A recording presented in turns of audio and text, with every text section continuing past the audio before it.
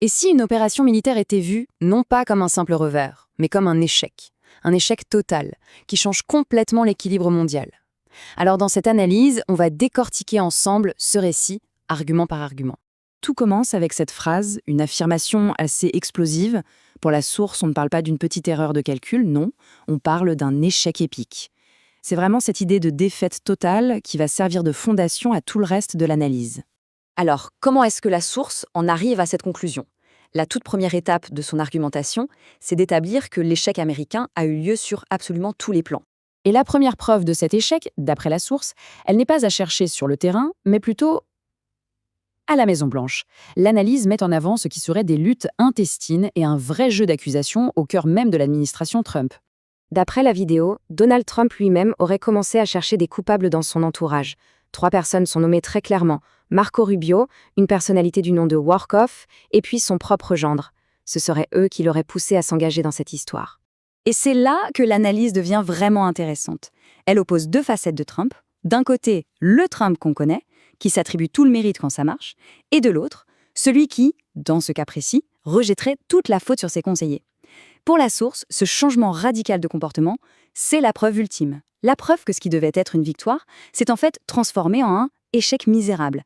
Après les accusations politiques, la source change de terrain et s'attaque à celui de l'information. Son deuxième grand argument, c'est ce qu'elle appelle une guerre des chiffres. L'idée, c'est de montrer une divergence énorme dans les bilans pour faire tomber la crédibilité de la communication américaine. Voilà le premier chiffre, 8. C'est le nombre de soldats blessés qui aurait été annoncé par les États-Unis au tout début. Un chiffre, somme toute, très bas. Et puis, voilà le chiffre que la source met en avant comme étant la réalité, 150. C'est bien plus élevé, et il est même précisé que certains de ces blessés auraient été évacués en urgence en Allemagne. Là, l'écart entre les 2 bilans est spectaculaire. Pour la source, passer de 8 à 150, ce n'est pas juste une mise à jour, c'est la preuve d'un mensonge pur et simple de l'administration. C'est vraiment un point central de leur analyse.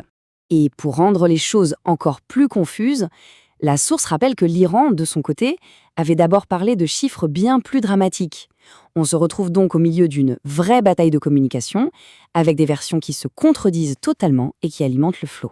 Mais alors, comment expliquer un tel fiasco sur le terrain? La source avance une raison principale, et c'est peut-être la partie la plus surprenante de son analyse.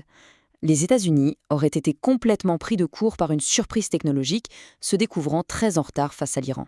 Cette citation, c'est vraiment le cœur de l'argument. L'analyse ne dit pas juste que les forces sont à peu près égales, non.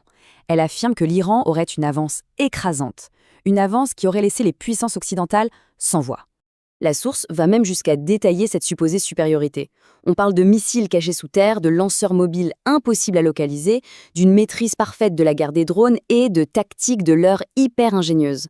Cette petite histoire est racontée comme l'exemple parfait de l'ingéniosité iranienne. L'idée, c'est de montrer que l'Iran ne se contente pas de copier la technologie, mais qu'il serait capable de l'améliorer et de la retourner contre ceux qui l'ont créée. Les tactiques de tromperie, c'est un autre exemple, assez frappant. La source affirme que l'Iran aurait dessiné de faux avions, de faux hélicoptères au sol, pour pousser les États-Unis à gaspiller des munitions à plusieurs millions de dollars sur de simples dessins. C'est présenté comme un coup de maître stratégique. Bon, une fois qu'on met tout ça bout à bout, l'échec politique, la guerre des chiffres, la surprise technologique, quelle est la conclusion de la source? Comment est-ce que tout ça mène à sa thèse d'un grand basculement de l'équilibre mondial? Voilà l'évaluation finale, et elle est audacieuse. Pour la vidéo, l'opération Epstein-Fury n'est pas un simple incident. C'est le moment qui révèle au monde le nouveau statut de l'Iran, celui d'une puissance militaire de tout premier plan. Et voici le mot de la fin du récit de Poutine TV. Le mot-clé ici, c'est humiliation. Pour la source, on est au-delà de la défaite. C'est un événement historique qui marquerait un changement durable dans la hiérarchie militaire mondiale. On termine donc sur cette question qui résume en fait toute la thèse de la source. Est-ce que ce récit marque un vrai tournant dans la guerre moderne? C'est une question qui pousse à la réflexion sur les implications d'une telle analyse, qu'on y adhère ou qu'on la voit simplement comme une perspective parmi d'autres.